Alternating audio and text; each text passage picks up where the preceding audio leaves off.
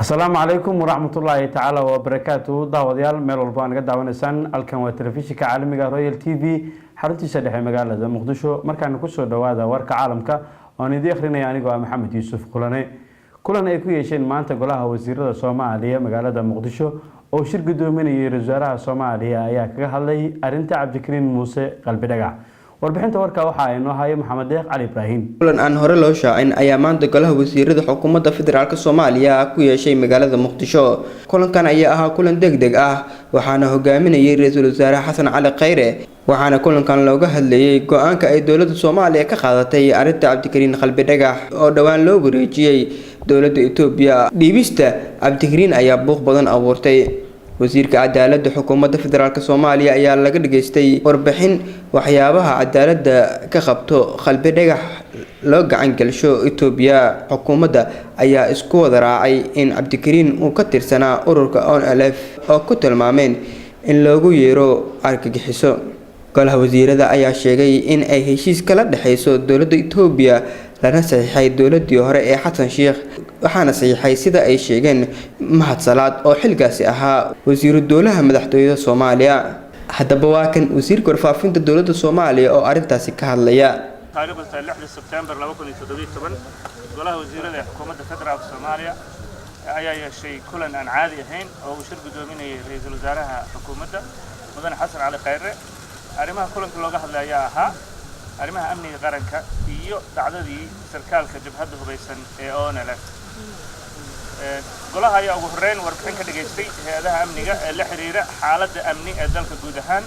gaar ahaan dhacdadii sarkaalka jabhadda hubeysan ee ONLF waxayna sheegeen inuu abaabulayay falalid ku ah amniga dalka oo in muddo ah ka dhaxwaday dalka gudihiisa xiriirna ula lahaa kooxaha argagixisada ee Al-Shabaab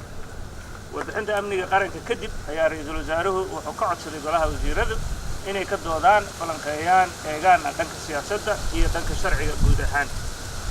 wasaaradda cadaaladda ayaa warbixin dhanka sharciga laga dhageystay oo goluhu ka siisay ku aadan habraacyada muhiimka ah ee sharciga dalka iyo heshiisyada hore oo ay wada galeen dawladda federaalka Soomaaliya iyo dawladda federaalka Itoobiya golaha waxaa la hor keenay nuqulka heshiisyo ee dawladda federaalka Soomaaliya hore ula gashay dawladda Itoobiya ee 7 Juun 2015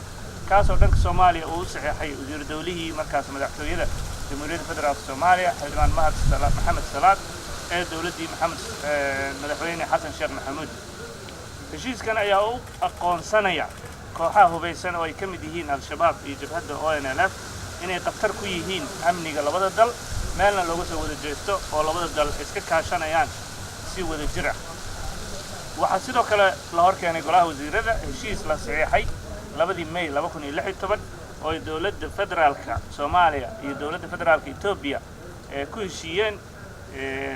in ay si wada jir ah isaga kaashadaan la dagaalanka nabaddiidka iyo argagixisada si loo xaqiijiyo sugidda amniga iyo xasiloonida labada dal heshiiskan isaga ah 2 May 2016 waxaa markaas dawladdii federaalka u saxeexay wasiirkii hore boostada isgaarsiinta mudane Maxamed Jaamac Mursal Geelle iyo mudane Cabdikariin Xuseen Guuleed qodobada heshiiskaas oo ku ugu muhiimsan ay ahaayeen in si buuxda aan isaga kaashano la dagaalanka iyo ciribtirka kooxaha argagixisada ah gaar ahaan Al-Shabaab iyo ONLF dood dheer kadib golaha wasiiradu waxay go'aamiyeen arrimahan in siyaasadda dawladda federaalku ay tahay mid ku qatanta iskaashi dalalka geeska Afrika ah xoojinaysana nabad ku wada noolaanshaha mandaqadda xoojinta dhaqaalaha iskaashiga iyo amniga isla markaasna Jamhuuriyadda Federaalka Soomaaliya loo ogoleyn in jabhado hubeysan ama kooxo argagixiso ah ay gabaad ka dhigtaan golaha wasiiradu waxay hoos ka xariiqeen in shakhsigani uu ahaa sarkaal sare